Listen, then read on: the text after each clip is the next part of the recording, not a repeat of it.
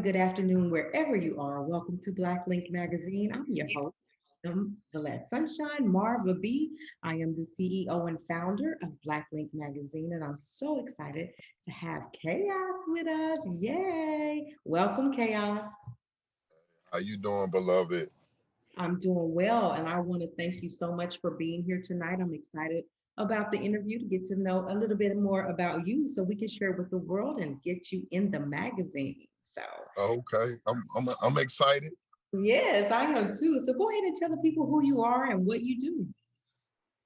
Um, well, a lot of people that do know me refer me back to the world renowned national group by the name of GrindmodeChaos. We had a couple of hits, one by the name of "I'm So High" with the remix featuring Rick Ross.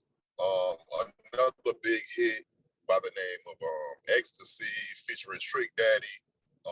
Me personally, I did songs like "Vibe with You." I did other features with people like Pitbull, Trina, just to name a few. I'm in the Miami region, so I end up connecting with a lot of Florida artists. So that's what I'm mainly known for. Right. And when you name those names, those are some heavy hitters. Trick, and he's in out on the East Coast in Florida. Did you say Yeah. Rick Ross? Did you say Rick Ross? You too? Yeah, we have a record together and a couple of other artists that he has like Gunplay, Young Breed. They're also on his label that I have music with. So I do a lot of writing. I do a lot of stuff that's behind the scenes, but yeah, that's just to name a few. And I did a lot of concerts with a lot of other big artists too, like Flo Rida. Oh, wow. A lot of big names. Let's go ahead and get into this interview. I'm excited. What was it that when you knew, like, I'm going to be doing this music thing? What was it that said, yeah, this is what I'm doing? Um, if I had to go further back, I'm originally from Poughkeepsie, New York. I'm from upstate New York. Okay. So I got like this Fresh Prince of Bel-Air type of background where it's like I was growing up in a era, the Ronald Reagan era, where when you know about Ronald Reagan era, that's when crack got presented to New York. Um, um, my parents fell victim of that same era, which they were both on heroin. They both died when they were young. So I became an instant grandma's boy, dealing with, my mother in and out of rehab, in and out of jail. So I don't have like this regular upbringing, you know what I mean? I got like close to 20 brothers and sisters, you know what I'm saying, for my mother and my father. So I had like a real dark kind of childhood, but still bright because, I had a praying grandma. That's right. And, she showed the better side of life, you know what I mean? Even being on Section 8, being on welfare. Yeah. But the long story short, not to have a long-winded answer, like I was always good at poetry. I was always good at defending myself verbally and physically. But verbally, I was good at, cracking jokes back on people, which led to me doing what they call battling. And I ended up moving to Miami because, like I told you, I was getting in a lot of trouble when I was younger. And, I was like the Will Smith situation, like send him down to Miami, let him chill out. Yeah. Stay out of trouble because I used to fight a lot. And when my parents passed, I ended up living in Miami permanently with my grandmother. And I don't know, music has been my love my whole life. And I never really wanted to do it, but I was always good at it. So other people like kind of supported me on it. But a couple of the guys that I was with, they got killed when we started together. And then, some of their mothers kind of put that on me too. Like, you should take this a little more serious because, Chuck Dallas is not here. Jeff Jones is not here. Like, and they really wanted to do this. And you're good at it without even trying. So I took it a little more serious and, I kind of start like digging into it deeper and deeper. Wow, man, you have a story. It's almost like I want to bring you back and just talk about your childhood and everything you went through in a for another magazine, but that's later. But what I do want to, I'm really super excited about having you here because there are young guys that want to get in the business that have a similar story, kind of out in the street losing their way. And I feel like music is a savior. Like we can go to music for any emotion, anything we're going through, we can tap into music and, that kind of help us. So thanks for being an example that even though we go through the rough times, you can still be successful. And you've done a lot. Definitely, it's another form of therapy. Not to cut you off, it's definitely therapy because when I see these young guys in the music industry, yeah, they're not perfect. Yeah, they got a microscope on them, but you know what I say to myself as a black male and a father, I say, can you imagine what they'll be doing if they weren't doing this? Because I can imagine what I would have been doing if I didn't have that stress relief, that therapy, and that way of communicating with somebody that lives where you live, and they're telling me what's going on. It's an underground railroad. Let's be honest. It's an audio underground railroad to let us know California is going through what I'm going through here in Miami. New York is letting me know, Delaware is letting me know that we all have similar stories, but we have different slang, different, laws, different, you understand what I'm saying? But we all have that connection, you know what I mean? And it's just like, what my grandma used to say, ain't nothing new under the sun, you know? I love So I love it. I was just on an interview with a therapist, and she actually hones in on women, but she was like, I wish that I could get into men, and their stories because while I'm out here in New York, across the board, across the US and abroad, everybody's going through similar things and similar situations. We just do things just a little bit different wherever you happen to be. So I like that. Let me talk about this. And I know this is not about a music, but what do you talk about? What do you say about the mental health thing? Because we know a lot of men that go through a lot of trauma in their lives, but they never address it because men are supposed to be strong. They're supposed to be the provider. They're supposed to be their families, everything. What do you say about mental health in men? um the same thing I tell men. I just feel like you got to get it out. You can't walk around like we passed that era in which we made out of steel and stone and we got to get it out because sometimes that release, if you don't get it out, you'll implode or you'll explode. You're going to do one or the other. You understand what I'm saying? So no different than what I try to lead by example with my sons. It's hard because the trust sometimes gets tainted because you can say it in relationships. Like, I speak to a lot of women and I speak to, I'm a life coach too. So I've had that opportunity to talk to some of our young guys and let them know, like, you have to get that out.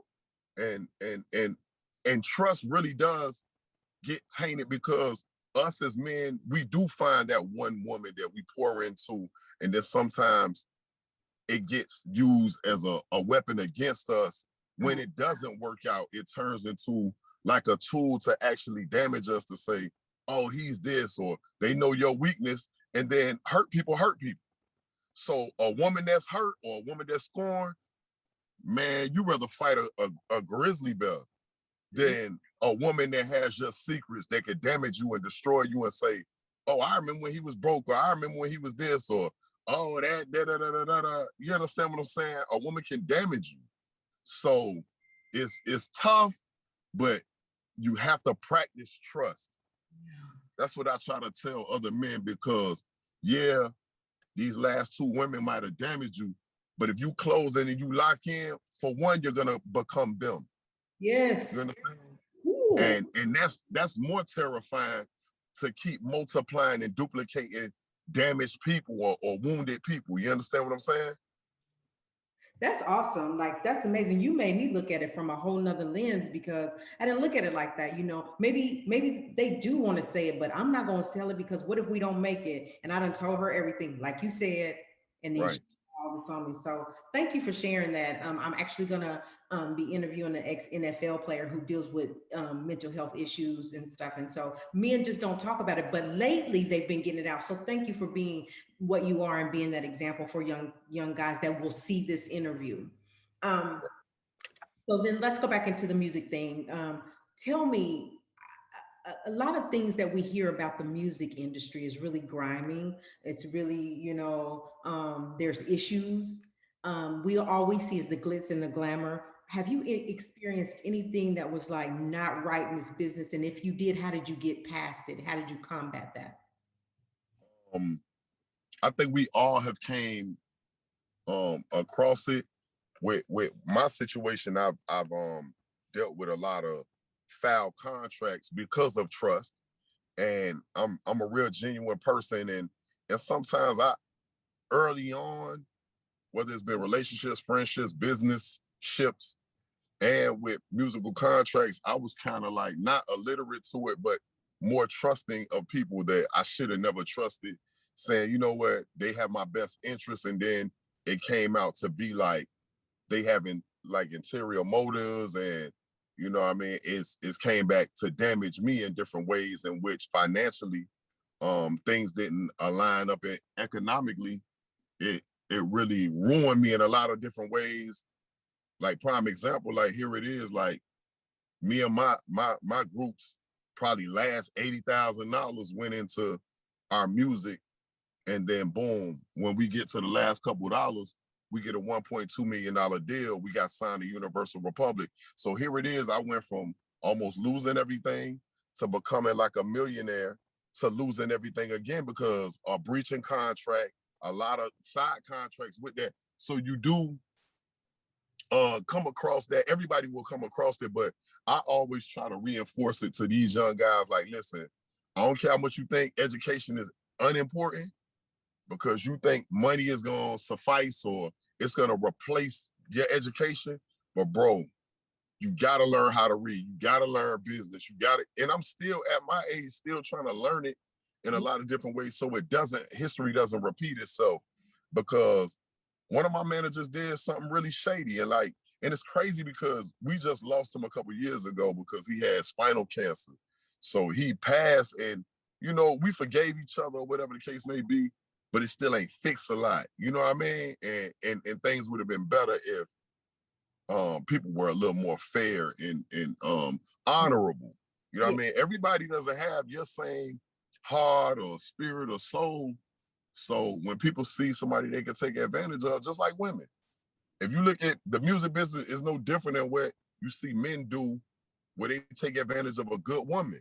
They like, oh, she does this, or she pays for this, or oh, she, you know what I mean? She let this go, and they take advantage. That goes the same way for artists. Like, them traits still exist in these young rappers that think like, oh man, well, I really trust you with my life. And they're like, oh, really you do? Because I'm really trying to get paid. Right. So, okay, he trusts me that much? Okay, like instead of $5 million, I'm gonna make sure he's a millionaire. Right. But you done made $60 million off this man, and then you owe him much more. So yeah, that millionaire, that it happens in sports. Look how many of them feel like they get the wrong agent or manager or whatever the case may be, and they know how much you need when you're a young guy from the projects and your mama about to get evicted. So they play on that. They buy you a couple pairs of shoes and make you look like you the hottest in your school or your neighborhood. But look how much they took from you in the long run. Yeah, and everybody I talk to, and the reason I keep having these conversations, and I'm gonna keep having conversations, is it's a ton of cats trying to get into business, but they don't really understand the business side of it, and a lot of them are saying it's the contracts. Is there a way that you can, once you've signed a contract, and then say that you're in that contract, and you find out that this is foul? How does a person get out of a contract, or do you have to ride it out? Some situations you have to ride out. Some situations you can't fight. But if you don't have the money to fight because you spend it all on jury and this Lamborghini that they about to come repo because you're not making the payments, you understand what I'm saying? Like, So a lot of people put themselves in worse predicaments because legally they don't know how to fight legally. Right. And we in 2021, all the little threats of, oh yeah, you got an AK-47 and you and your little gang members finna come to that record label. Oh, okay, let us know when you come. Right. So we go ahead and, because they not going to war with you the same way. Like, you know what I'm saying? You come up there with all y'all, all your little whole team, but y'all gonna have like court dates. You know what I mean? So you can't threaten people that know how to get legal. It's different now. It ain't, we not in the Ice Cube era when he came in there with a baseball bat, you know what I mean, and beat up his Jewish lawyer and stuff like that because they did dirty business. So it's different now, man. It's really different. So you have to be educated. So getting out of a contract, sometimes it can be complicated. With my situation, luckily we played possum. You know what I mean? Like I told my lawyer, listen, I told my manager at that time, I'm not doing no more music. That worked. That don't always work. And I say, you know what, I'm done. I'll go get me a job. When really I had a couple other songs that was like I knew was gonna take off. And then they felt like we came back to the drawing board and say, you know what, if he's not gonna be this and that, and y'all already I'm trying to think of the word right now where they basically made their money back and plus interest. Yeah. They felt like about ringbacks, ringtones, record sales. Yet we didn't fulfill the complete contract of a 2-album deal, but they made so much money because we were number one in a lot of different cities and stuff like that. They recoup is the word I'm looking for. They recouped so much that it was like it wasn't nothing that they cried over. It was like, you know what, we'll just cancel them out and then they can't. You know what I mean? And then I still get publishing to this day for the records that we had. And then now look, they're taking off again. So, you know, I still get good money. You know what I mean? So thank God I didn't let go my publishing. You know what I mean? Like Prince is the best person that ever came into the Black community where he was like, listen, don't let go your publishing. You understand? And he used to preach that to us. And you know what I mean? Like not me per se, but I watched a lot of interviews and things like that where, you know, a lot of our greats press that, like, because I could be dead and gone. It's still gonna ride into my sons. You understand what I'm saying? Or whoever the beneficiary. Yeah. So, gosh, that's good information. So, what's going on with you today? Are you still heavily in the music industry? What do you have going on currently? I do management for Florida Boy Entertainment, and we have like one of our main prospects right now, Seddy Hendrix. If you look him up, Seddy, and then it's not Hendrix like Jimi Hendrix is with an N in it, but he's millions of views, millions of streams. So he's doing well for the label, which is Florida Boy Entertainment, which is me and my brother's label. So on that, since I do that, on the writing tip, I'm back active with that and recording. I got a couple records that's about to drop because I'm doing more solo stuff now. I want to get back into acting. I have a movie that's on YouTube right now by the name of The Baghdad Movie. We're like 1.2 million views on YouTube. It's an independent film that was shot like several years ago by Curtis Ballard. Low budget film, but a major impact. It touched on a lot of you know, Black issues that we deal with in the community. You know, it starts off with 4 kids that was in church. They was all good, but they all have a different situation. And I end up selling drugs, but it's gonna show you throughout the movie why I ended up selling drugs. My brother in the movie, he was good, wanted to do some great things when he was a little boy, but when he grew up, he went to prison. It's gonna show you why he went to prison. The young lady who was singing in the choir, who was a little girl, she went through some, you know, other little issues that led her into prostitution, kind of connected to, you know, child molestation and stuff like that. We touch on a lot of great topics that need to be touched on. So I'm gonna send you that link when you inbox me so you can kind of get familiar with it. Yes. Yeah, so acting is something I still am into. Entrepreneurship, beingimpact.com is something that I started for one of my sons who's autistic. My 7-year-old, he's autistic, so I started doing like shirts and trying to like I'm really trying to have all my sons with a different business, and that's like his business. A lot of Black clothing lines that's on there, but definitely the autism movement. Like Autism Can't Stop My Greatness. That's one of our main sellers on there. Yeah. You know, so I'm into a lot of stuff. You know, trying to get into real estate a little bit Yeah. and some other things. So yeah, like I just try to be active, not just putting all my eggs in one basket when it's concerning just music. You know. That's good. So yeah, you do have a lot going on, but it's a lot of positive going on. And please send that. I would love to take a look because all of those topics that you said, we talk about that is happening in real life, and people need to see that. People need to see Definitely. that. Yeah. Definitely. And I also do television every Tuesday night. I got a show called Respect My Grind TV where I interview a lot of popular artists, local artists, business owners, Black business owners. Every episode I wear like a different Black business like the different apparels that come from like either Clubhouse or different places that see my television show, because I try to give them that look back, because yeah, I could be wearing Fendi or Gucci or whatever the case may be, but that's not us. You understand me? I rather take, you know, your sister's clothing line and just wear it just because that's product placement for us. I'm giving back to us. And then on top of that, one thing that I do have with that television show is that it airs in 3 different jails, which is TGK, Metro West, and Stockade.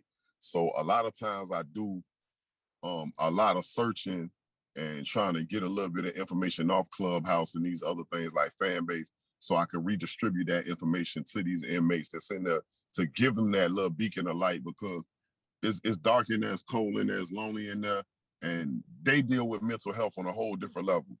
They're caged, they're disrespected. Their laws is not really laws in there, and they're violated by a lot of people that's supposed to be protecting them. You understand what I'm saying? So, you know, but they're coming back home to the village. So I try to do my part, you know what I mean, for those that when they are rehabilitated, we rehabilitate them and get them information that they can use when they get back home, because we can't wait on the city or the county to do none of that, because they ain't gonna do it right. We got to take care of our own, you know. Wow, thank you for sharing. So before we get out of here, what would you leave with someone that is aspiring to be in the business? What do you feel like is the most important thing that they need to know coming into this business? For one, keep God first, because He gonna see what you can't see. That's first off. Second off, enjoy yourself, man. A lot of people I feel like they be failing in one thing and then they run over here like this, like it's a scapegoat or something. Like, you gotta love this, man. Like, you know how much stuff I didn't get paid for? Well, I've been doing this for years and years. I got paid for less than what I did for free. You understand what I'm saying? But if I didn't love it, I would have never took it this far, because most people do the same thing. Like, you know, if they don't love something, they're not gonna do it passionately or consistently, and they're not gonna do it for longevity. Right. Because they feel like, man, I ain't making no money doing this. You know how many times I ain't make money, but I just felt good, like being in the studio for 12 hours. But I could have been on somebody's job for 12 hours and made $12 an hour, $15, $30 an hour. You understand what I'm saying? But I was in the studio for 12 hours with a smile on my face, because I'm like, nah, I'm creating. Like, I'm a creator. So I get high off that. When I'm on stage, I get high off that. Like, that's work. But you're not getting paid for everything that you do. So you have to love this. You got to enjoy this. You got to savor this. Like, you got to taste it and really adore it. You understand what I'm saying? That's the best thing. And lastly, get educated. You understand? Like, I know some of y'all just didn't love school. I ain't love school, but I was good at just learning. Like, I love to learn. I just ain't love teachers. I ain't love the control situation to say, you got to read this much and know this test and learn this much by this date. I'm not like that kind of person. I got to learn things on my own turn. And when I learn it, I know it, and you can't fight me about it. You can't debate me on it. You're going to lose. Yeah. Because once I love something, I learn it in and out. You know what I mean? But education is important. If you ain't had no education in school, this is the time you need to educate yourself, because people are looking for you to take advantage. Just like women. There's a lot of women, if you don't understand how to study men and learn about men in and out, you can't just go out here with no good heart thinking that every man is like, oh, all these black men is kings and they gonna make me a queen. Nah, they're gonna take advantage because he got his own selfish needs, and this guy, he only want this, and this guy got 9 women in his phone, and he telling all of them the same thing, copy and pasting. So that's what they're doing in the industry. They're copying and pasting these contracts with these 14 different artists, and you fell for the bait. So guess what? Yeah. They're gonna take advantage of you. And that's what I could leave on that. Well, I love it. I love this information. Can't wait to get this interview out. Go ahead and tell the people how they can reach you if you need to be contacted, especially the TV show. How can they go see that? You could tap in with GrindmodeChaos. If you Google it, is, you know, GRIND, grind, like you're grinding, and then you're in the mode to grind, and chaos is me. Like, you know, it's not, it used to be something bad, but now it's something good. Chaos actually means created to have an abundance of success. Like every letter means something, like created to have an abundance of success. So that's really what the meaning is. My auntie gave me that a couple of years before she died. You know what I'm saying? This is my godfather's sister. And she was like, man, you don't have to change your name. You got to change the meaning. And you got to change the definition of it, because anybody could take any word. Obama is something that a lot of people name they child because he became the president. But what if somebody named Obama kills 1,000 people today? Now it's a bad name. You know what I'm saying? And you frown on it. So you could change the meaning of anything. You know what I mean? So I just want to leave y'all with that. And when it comes to the TV show, Respect My Grind TV, just look it up and it'll fall on you on YouTube or Instagram, wherever you look for. Well, Chaos, thank you so much for taking the time to sit with Black Link Magazine.